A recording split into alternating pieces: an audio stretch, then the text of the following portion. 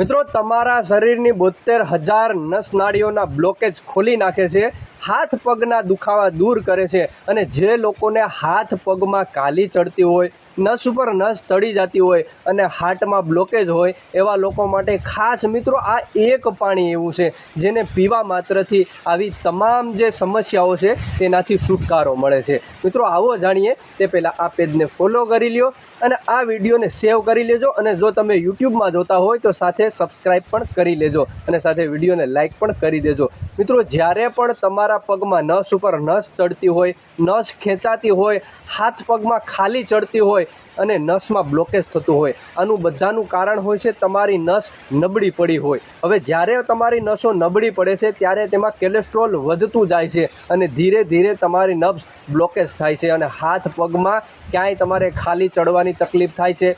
ઘણી વખત હાથ પગ શૂન્ય થાય છે, ઘણી વખત એવું લાગે છે કે જ્યારે ધગી ગયા હોય ને કેમ બળતરા થતી હોય એવું થાય છે, હાથ પગમાં બળતરા થાય છે, હાર્ટમાં બ્લોકેજ થાય છે અને ઘણી વખત ઘણા લોકોને હાર્ટ એટેક સુધી પણ આવી શકે છે।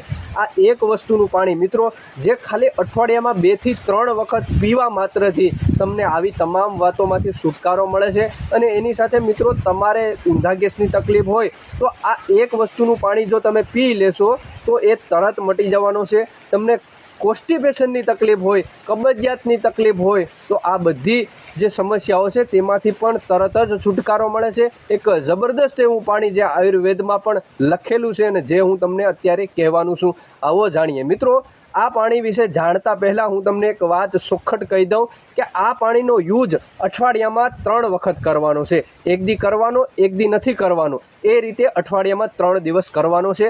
સવારે અને રાતે ગમે ત્યારે એક ટાઈમ કરવાનો છે અને જો રાતે તમે કરો છો તો જમ્યાના 1.5 થી 2 કલાક પછી આનો ઉપયોગ કરવાનો છે। આવો જાણીએ પાણી બનાવવાની રીત। આ પાણી કોઈ નોર્મલ પાણી નથી મિત્રો, આ પાણી જે તમે પીવો છો એક અમૃત સમાન છે જે તમારી નસોમાં બ્લોકેજ હશે તો એ તમામ બ્લોકેજને ખોલી નાખશે। હવે પાણી કઈ રીતે બનાવવું આવો જાણીએ। 1 ગ્લાસ પાણી લેવાનું છે, તેને ગરમ કરવાનું છે અને ગરમ કરતી વખતે તેમાં 1 ચમચી જેટલી સૌંફ એટલે કે વરિયાળી નાખવાની છે, 1 ચમચી જેટલી હજમા નાખવાના છે, 1 ચમચી જેટલા ધાણા નાખવાના છે, 1 થી 2 નાના ટુકડા તજના નાખવાના છે, 1 થી 2 પાન તજ પત્તાના નાખવાના છે, 1 મુઠ્ઠી જેટલા પાન તુલસીના અને 5 થી 7 પાન જેટલા આપણે પુદીનાના નાખવાના છે। હવે આ બધું ગરમ કરવાનું છે સારી રીતે। હવે પાણી 15 થી 20 મિનિટ ગરમ થશે એટલે પાણી અડધું થઈ જશે। હવે જ્યારે પાણી અડધું થઈ જાય ત્યારે તેને નીચે ઉતારી લેવાનું છે। હવે મિત્રો તમે આમાં એક વસ્તુ વધારાની પણ એડ કરી શકો છો,